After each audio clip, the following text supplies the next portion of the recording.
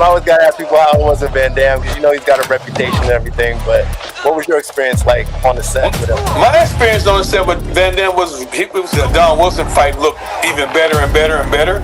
If people saw that he was gonna have to face me. Yes, sir. End of the day, so they said, okay, we want you to do every kick that you can do. Every punch that you can do, we'll catch it and put it on. So when I saw this style, I was like, oh, I was motivated. I was like, Talent of the Eagle, it's an Eagle Claw movie, I want to check it out. So how was that like for you working with Grandmaster Pan and all that? You know, Grandmaster Pan was awesome. You know, I bring all the fighters together. I say, hey, whatever you ever want to do on film, this is your opportunity that you could do it. But just remember, at the end of the day, I got to win the fight. So I ended up playing Khan, a guy who was half black and Thai. Yes. That moved to Thailand and started learning how to do all these Thai kickboxing and stuff like that. I want to create an exercising program that has a lot of martial arts in it. And then when women did it, they felt like warriors. You sold at 1.5 million copies of the tape in 1 year? No, they sold out.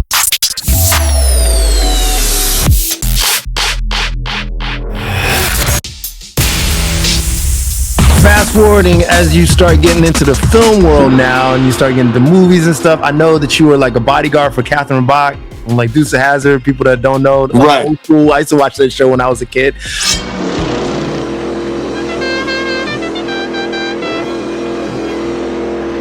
How did you meet up with her and how did that all happen? Well, what I did was I was at an Indian reservation in Arizona. I was teaching kids how to do karate. Okay. And at that time, then Captain Block was there, so she came walking through, and she said, "Hey, do you do bodyguard work?" I go, "Yeah." I have to call my coach and see if I don't have to go fight, you know, because I was on the United States team at the time that she wanted to travel. And he said, "No, go ahead and do it. It'll be a good experience for you." Nice. So I ended up going to the Philippines with Captain Block as her bodyguard. At the same time that I was there, they had fired the black character that they had on film with her. Okay. And they asked me if I want to play that role. I go, "Oh yeah, that'd be cool." I was hell yeah, in the right place at the right time, right? Nice. So I was blessed, man. So I ended up doing that, and at the same time that I was there, Don the Dragon Wilson was doing Blood Fist 1. Right. And he found out that I was there, so he came and said, "Hey, Billy, you want to be in the movie with me?" I said, "Yo, I would love to do that." He says, "Okay, we want you to play this character in Blood Fist." I said, "Okay."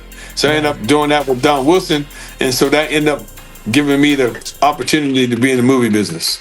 Nice. Okay, and I'm glad you mentioned, so your first one, Blood Fist. I got a little bit from that. I'll pop that up in here. Tell me what you remember about filming this. So this is one of your first roles. Yeah, one of my first roles. That was fun. It was because I never done a big fight like this. That was the goal, the dream, to be able to do what Bruce Lee did on film. Right. And so when Don asked me if I wanted to do it, I was like, "Yeah, this would be awesome." And at the same time that he asked me, I didn't know it was going to be this hard, right? Because it's not like point karate. It's not like karate that you do every day. Everything got to be, you have to rehearse it and go through it and go through it and go through it. And it was amazing. I learned a lot. Now, yeah, so you talk about that because with a lot of these movies, it's different. Like you're saying, not just in the ring, you got to set up cameras at different angles, different takes and all that stuff. So how hard is it learning like the choreography and all that, or is I think the choreography was easy, but I think what's hard is the angles and how they want you to kick. If you throw kicks like you throw in a fight, they won't look good on film. So I had to learn how to slow the kick down, how to make the kick look like a swing kick that's coming more than a snap kick.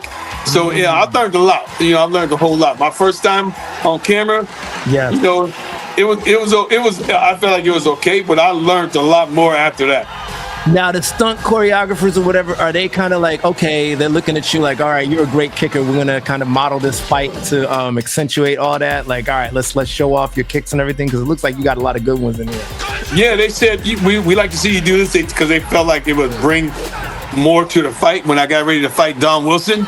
Right. Because it would make the Don Wilson fight look even better and better and better if people saw that he was gonna have to face me. Yes, sir. End of the day, so. They said, "Okay, we want you to do every kick that you can do, every punch that you can do. We'll catch it and put it on angle." So I said, "Okay." And so I'm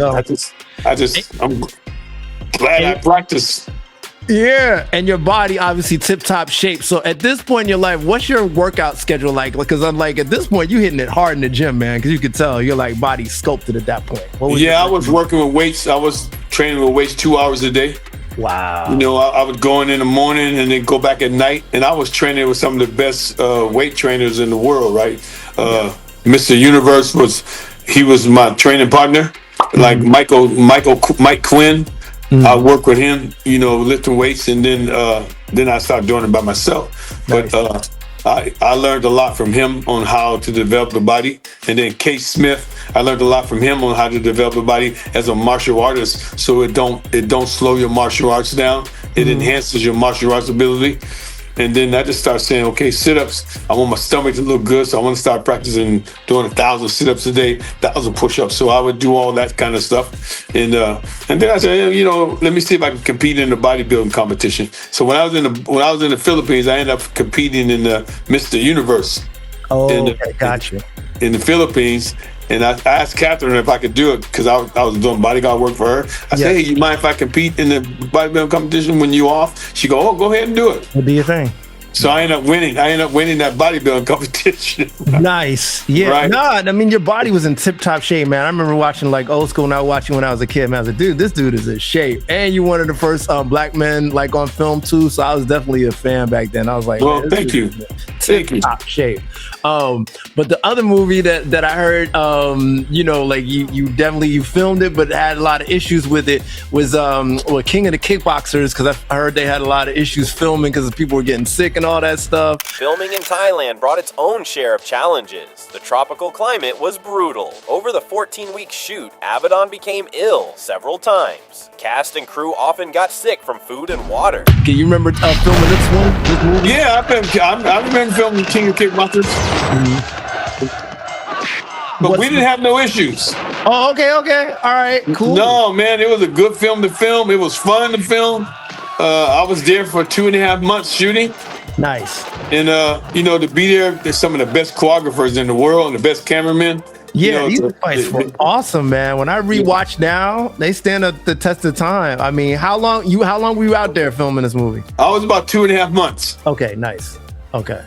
So, and when I went out for the part, they had me go out for the part. They said, we want you to come in.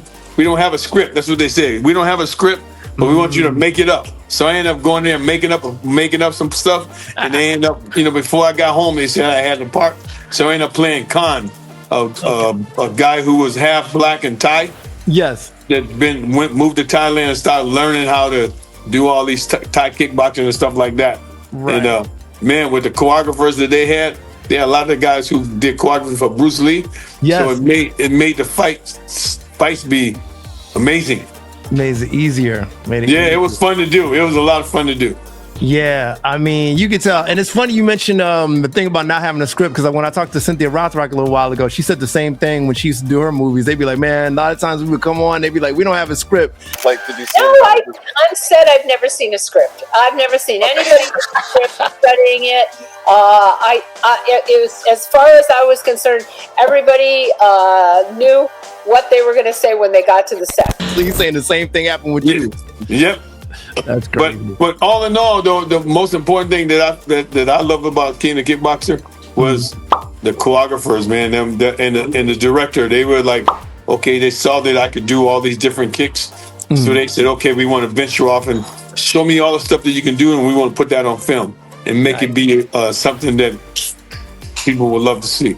Right. I got one more movie to talk about real quick, because this is another one I used to watch when I was a kid. The Talent of the Eagle.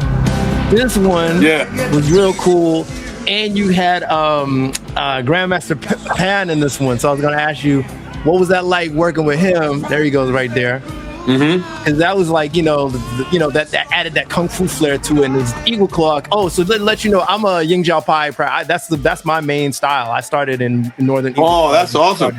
Yeah, and then I did like other stuff, kickboxing. But that's my main style. So when I saw this style, I was like, I was motivated. I was like, Talent of the Eagle. It's an Eagle Claw movie. I want to check it out. So how was that like for you working with Grandmaster Pan and all that? And Grandmaster Pan was awesome. After we did the movie, he ended up coming to my house, staying with my mom. He met my mom, my brothers, my sisters, and he was an awesome gentleman. And it was a lot of fun to get a chance to be on the set with him. You know, being on the set, watching what he does as a master in the grandmaster in the martial arts. Right.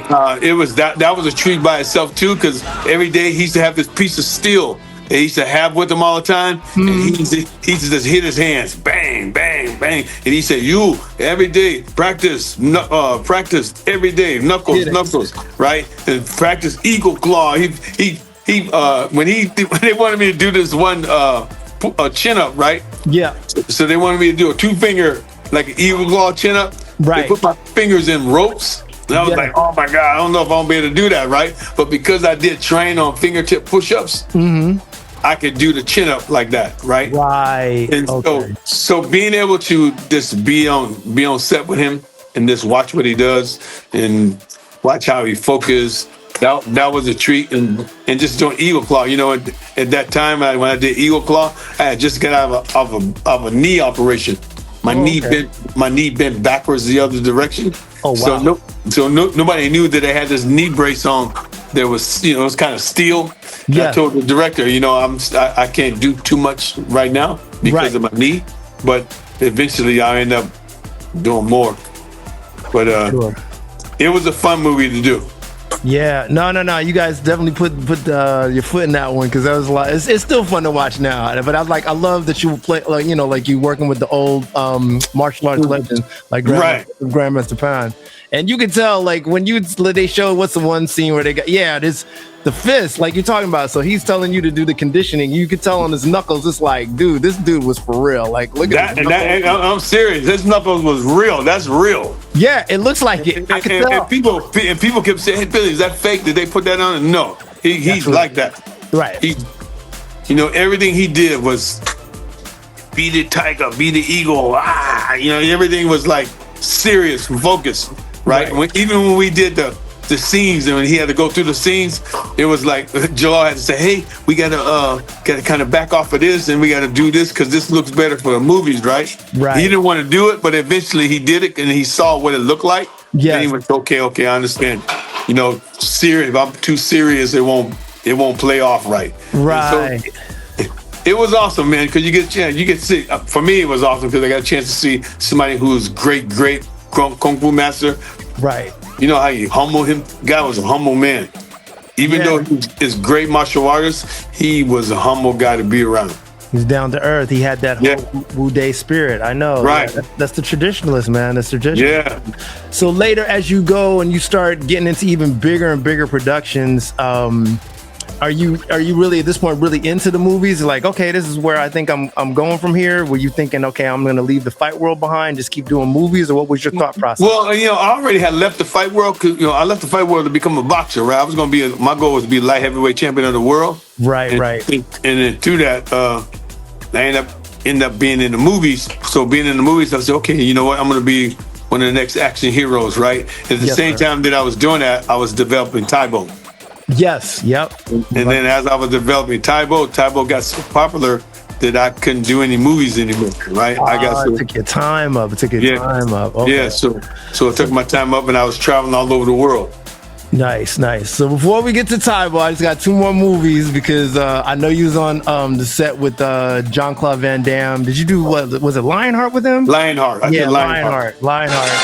When you were fighting with him, and how was that working with Van Damme? I always got to ask people how it was with Van Damme because you know he's got a reputation and everything. But what was your experience like on the set with him? My experience on the set with Van Damme was cool. You know, I would say, hey, I treat him with respect. I always believe if you treat a person with respect, they have to treat you with respect back. Absolutely. So I would say to him, okay, sir, what do you want me to do? You want me to do this? And I said, hey, that was good. That jump, spinning, hook kick, I think that was good. You want me to come in like this? I'll come in and make a kick look even better. Nice. So, you know, just talking to him and communicating with him. And at the time, too, I was his fitness trainer. I was training him. Oh, I didn't know that. Okay. Yes. Yeah, I was training him for the movie Double Impact. Remember the movie Double Impact? Yeah. Yeah, I trained him and Corey Everson. Oh, I didn't know that. I would go down to Gold's Gym, get on a life cycle with him and ride the life cycle, and then do some kicks with him, stuff like that. Okay. So we became pretty good friends. You know, I just think that if I would have went on the set, like, look at me, I'm the great point fighter. I'm gonna show you that I'm better than you. And I think he would have had an attitude. But because I went on the set and said, "How you doing, sir? Thank you for this opportunity. Whatever you want me to do, I'm here to help you be the best you can be." Right. And So he was very accepting then. No, that makes a lot of sense. That makes a lot. Because I think, you know, even being on the set myself when I was leading in some movies, I think if you come on there with a bad attitude, then the guys that you have that's martial artists, they're gonna come on there and all they want to do is beat you up, right? Of course. So when I'm doing a movie and I was a star in the movie, I would say, "Hey guys," I'd bring all the fighters together and I say, "Hey, whatever you ever want to do on film, this is your opportunity that you can do it. But just remember, at the end of the day, I got to win the fight." Yeah, exactly. Well, exactly, because that's the whole Right. thing with Bruce Lee, Chuck Norris. He's like, listen, you know, Chuck would talk about that all the time. Listen, I'm gonna let you, you know, Bruce would say, I'm gonna let you do your thing, but at the end of the day, I win the fight. So he called me up and said, I want to do a movie with a fight scene that everyone will remember called Return of the Dragon. He said, would you come over and do the fight scene with me? I said, well, do I have to lose? He says, yeah, you have to lose. Right. So I would tell people that, and they were like, okay, good. But whatever kick you want to throw, whatever move you want to do, go ahead and do it. Right. Yeah, no, that makes a lot of sense. So people were pretty cool, man. And so here's the movie I remember, and you just in the beginning of it, but I remember seeing this in the theater when I was a kid. I was just getting into college, and The Last Boy Scout came out, and you was in the beginning of that playing a football player. Mr. Marcos, are there any heroes left? Do you remember, like, and this is a big movie because at the time, you know, you got Bruce Willis, David Wayans, and, you know, Tony Scott directed it. It's a big time production. So what was that like filming this movie? You remember a lot of stuff? Man, that was like, couldn't believe I got the part, right? Because it's like 275 football players, some of the best running backs in the world went out for this part. Yes. And Tony Scott said, he told me to come in, so I went in, and he says, "Hey, I want to see you do something." He says, "I'm gonna put some hot water with a little bit of salt in it, and I'm gonna pour it in your eyes to see what you do." And then they wanted me to read this scene, like, see, I'm walking down the tunnel right there. Yes. And I'm looking around like a circle's like, and I'm supposed to act like I'm high. Yeah. So he said, I want to see you do this. And so I did it. And he went, "Okay, good job." And then I went home, right? Went home. And they called me and said, "Tony Scott picked you." You know, the O.J. Simpson went out for the part. All these top running backs went out. Right. But he picked me. He said because of my martial arts eyes and instinct, he thought that I looked better on camera when you saw me walking around with my eyes moving left to right. The focus that I had, he thought it was. He said that's the reason why. Spot on. He liked the focus that you had. Yeah, he liked the focus. That's what he said. The focus, the martial arts focus, I really love. So I'm picking you for the part. Very nice. Very nice. And how long did it take? Do you remember to film it? And did they have the rain machines going? They must have, because it's LA, right? Oh man, it was like I was on that movie for almost 2.5 months. Yes.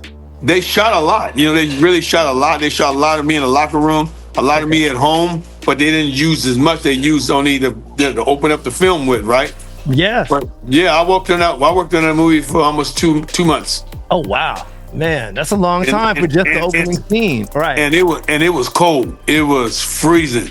I can imagine. It looks cold because I know they were they had to have the rain machines coming down, right? Because that's how you make it look really cold. So it's like all that water coming down, and you got every day that water was coming down, and you know, at the same time, that's where Holly Berry got introduced.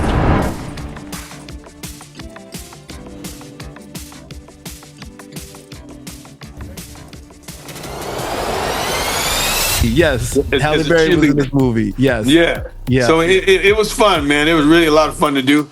On this scene right here, when I shoot myself in the head, my mom was like, "I don't want you to do anything like that again." That's a tough scene. Yeah, that is a tough scene to watch. That's a tough scene to watch. Yeah, and then when I shot that thing, the thing hit my head about 20. We did that scene at least 25 times. And then I had to go to the what do you call those specialists where they fix your head?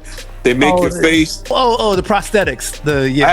I had to go do that, right? I had to do that. I had to sit in this one thing for almost 10 hours, right?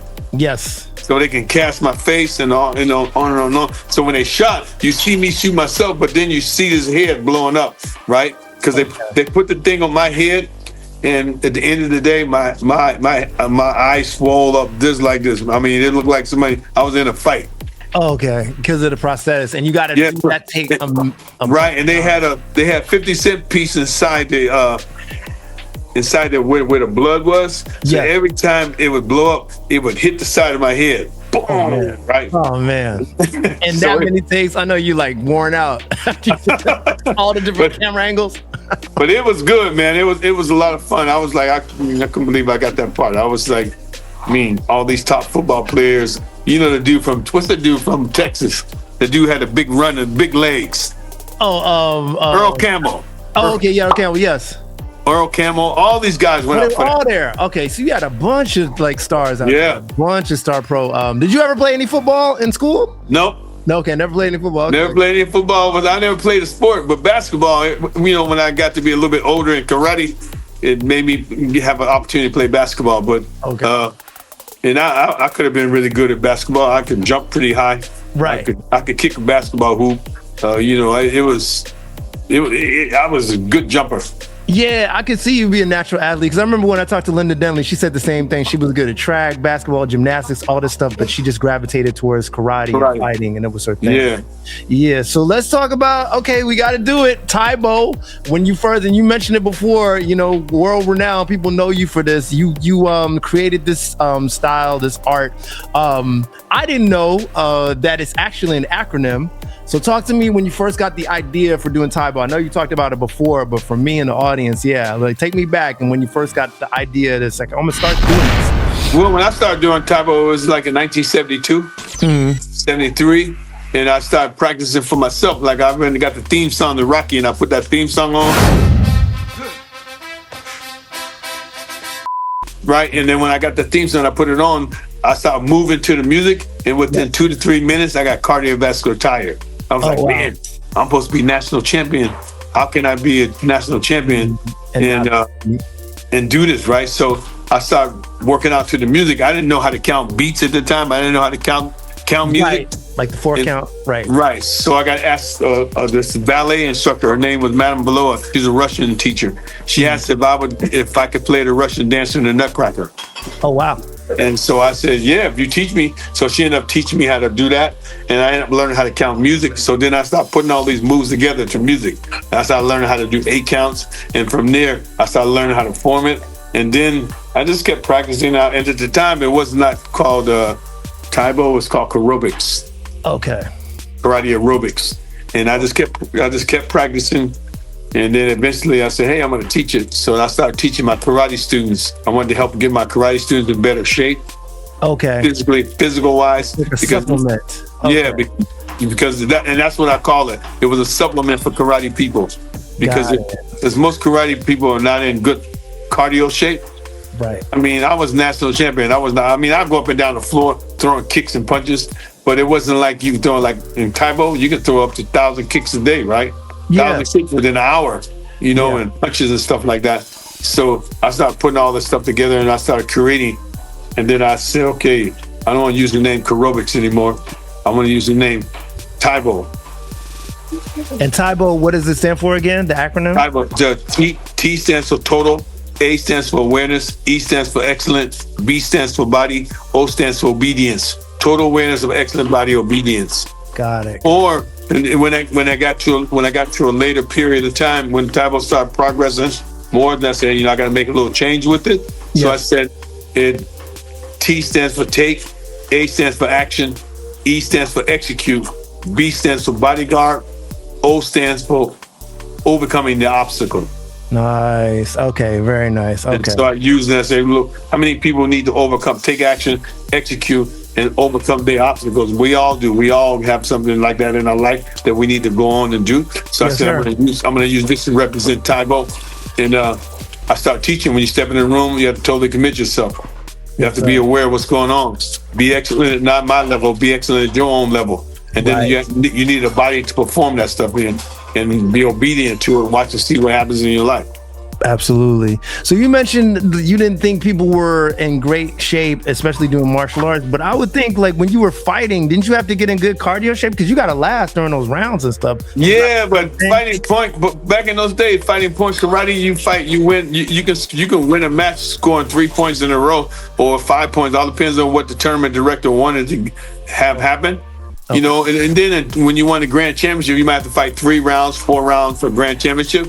But in that base time, still, it wasn't like cardio. It wasn't like same. No, because I can take. I mean, I had 10 of the best Taekwondo masters come from Korea because they heard about TAE BO. And they go, oh, I want to see what this is all about. And they said, oh, we can do the class. And I said, hey, listen, take your time and pace yourself. And they go, oh, don't worry about us. We'll be okay.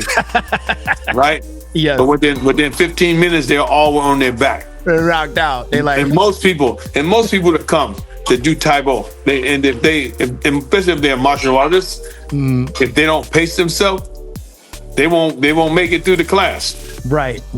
Yeah, because I mean, it was intense. Because I remember this is like in the late 90s. My seafood at the time did a woman's kickboxing class because TAE BO was so big. Everyone was jumping on this. So when you first started doing this and everything, I mean, what do you attest to the fact that it just caught on so much? And with different people, not just martial artists, everybody and their mom wanted to do this. Well, I think one of the most important things about TAE BO, what it gave people, especially women, especially most women wanted to do martial arts. Yes. But back in the days, I think that women thought martial arts was too strict, too disciplined, too hard. Right. And so I said, I want to create an exercising program that has a lot of martial arts in it. And then when women did it, they felt like warriors. As soon as they put their gloves on, they closed their fists, they felt like a warrior. And most of the women that I talk to, whoever done TAE BO, they feel like Billy does something. It gives me that confidence. It gives me that strength. And I feel like I need it to have to be able to overcome any obstacle in life. Okay, got you.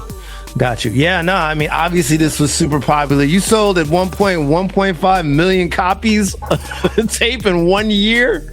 No. Was it more? They sold 15 million. 15 million. Oh, that's what it was. No. They sold 115 million.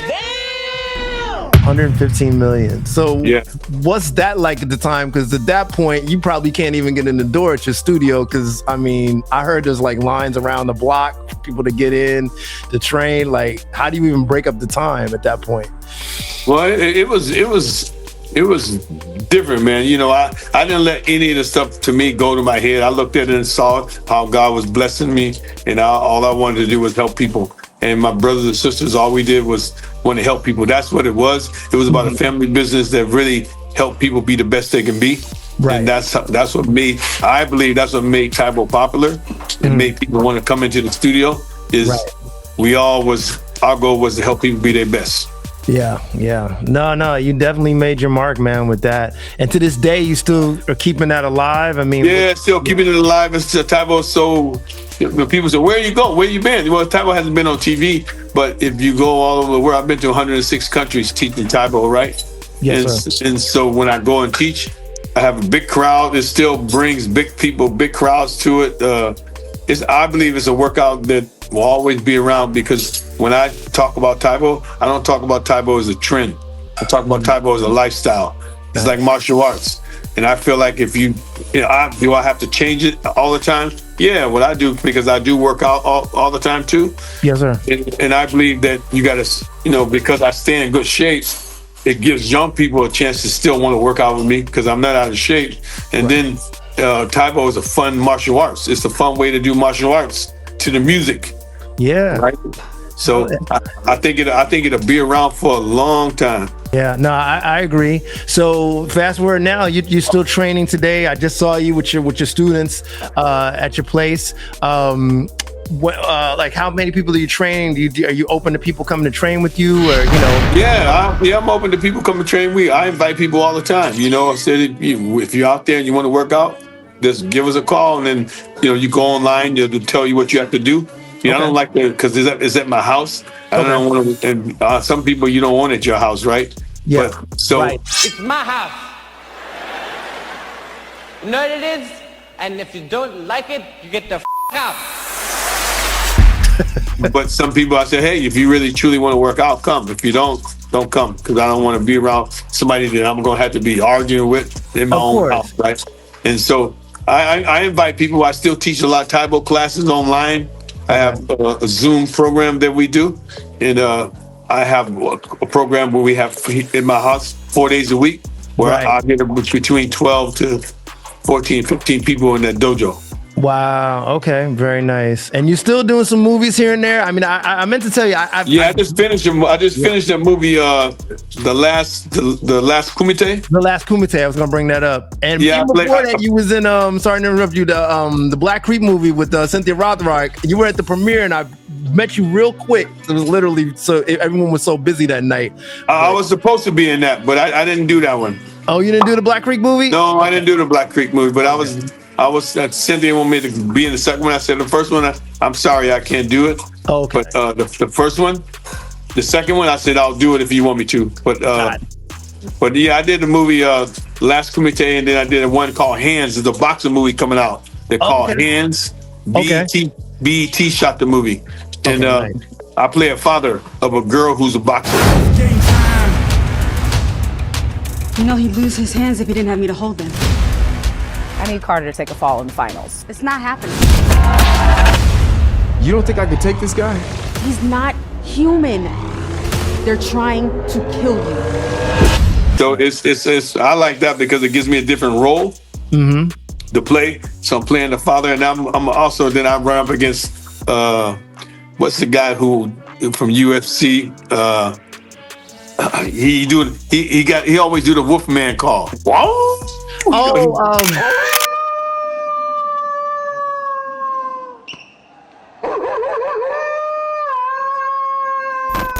With the dog chain around his neck, Quintin Rampage Jackson is ready to rock the octagon. But he's in the movie with you? Yeah, he's in the movie, so we end up doing a fight scene at the end of the movie. Okay, got you. All right. And that was super fun to do with him. He was such a nice guy, man. I mean, you would never know the way he gets in that ring and he beat up people. Yeah. You never know that he is really cool. A lot of these guys are down to earth, and that's what I love, the humbleness. Yeah. Right? We all train martial arts, but I love meeting humble and nice martial. Because again, that's what it's about, man. It's not about all the ego stuff. So what's next for you? What's next for Billy Blanks? What do you got on deck? I mean, I know you're still training and everything, but any projects coming up we should be looking out for? Well, I got some movies coming up. I have a life story coming up. I have a documentary film getting ready to come out. I'm looking forward to that. That's what we're working on that right now. I'm really looking forward to it coming out. I think it's going to give people a different insight on who I am and what my life was like growing up as a kid. Right. And then they want to do a film. They want to do a movie on it, my life story. Okay, very nice. I'll be looking forward to that. Yeah, man, it's truly been a blessing. That's awesome, man. You got an amazing career, brother. My last question, if you have any advice, is for the up and comers, anyone wanting to get into the arts and take it to the championship level, what's your advice as Billy Blanks giving to these youngsters? Well, I think one of the most important things, you got a lot of youngsters out there that's really gifted. They really, a lot of them have a lot of gift when I'm talking about athletic ability. Right. But I think sometimes where they lack it might be the discipline. Okay. Because I teach y'all young people now, they got really good skills, but then when you start to say, hey, you need to do this and do but right. I always say if they can take their craft and humble themselves to their craft. Yes. Because there's a lot of super athletes out there. A lot of super athletes. So I said, if you can add faith, because I think faith is a big part of my life, and I think that's what really, without faith and knowing who God is, then it's hard to grow, it's hard to go anywhere in life. So for me, Jesus Christ is Lord of my life. He always will be, and he will be in the forefront of all that I do. Yes, so sir. I can say that to any young person that's coming up. Take faith, put it before what you do, and watch and see yourself grow. You'll always be fruitful, and you'll last forever. I'm with you 1,000%. I had an uncle who used to always say that, put God in your life, put God first. And I've always followed the same, I've always followed that same advice through my life. So if people want to train with you, I'll leave all the, the information online and stuff. They can probably just hit you up that way. And if they want to train with you serious people that want to train with Billy Blanks, just hit you up, right? Yeah, man, it should be a blessing. I have fun. I like to work out with people. To see what the difference is of my decade and their decade. I'm working out with some young guys now, and it's fun. It's fun because you see the difference in where martial arts is going. Yes. And what is lacking. That's for me, that's what I look at. I look at both sides of it. Yes. That, you know, is it going to grow and keep going, or is it going to go to a certain point and then drop off?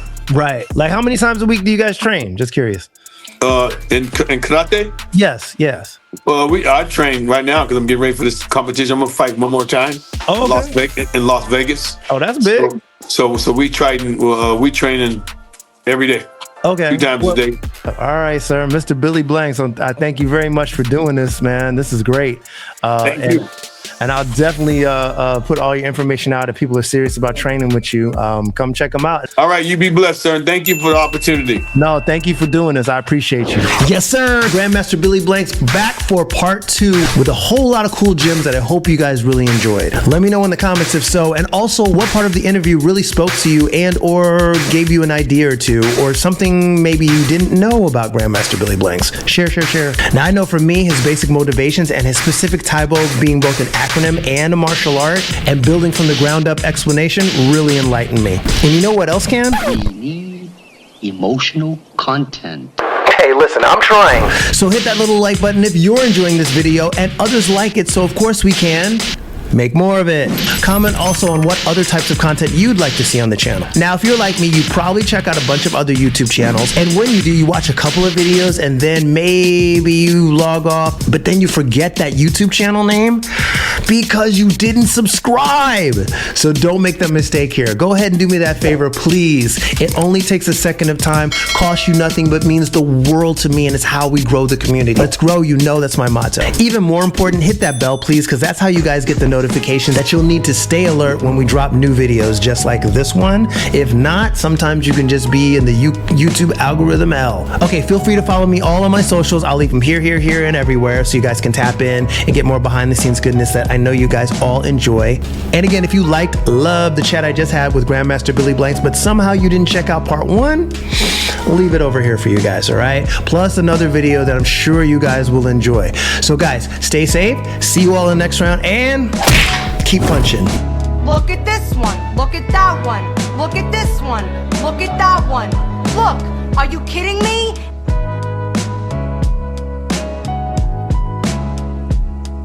Hello, this is Billy Blanks, the TAE BO creator. I want to say thank you for watching Kung Fu Chronicles.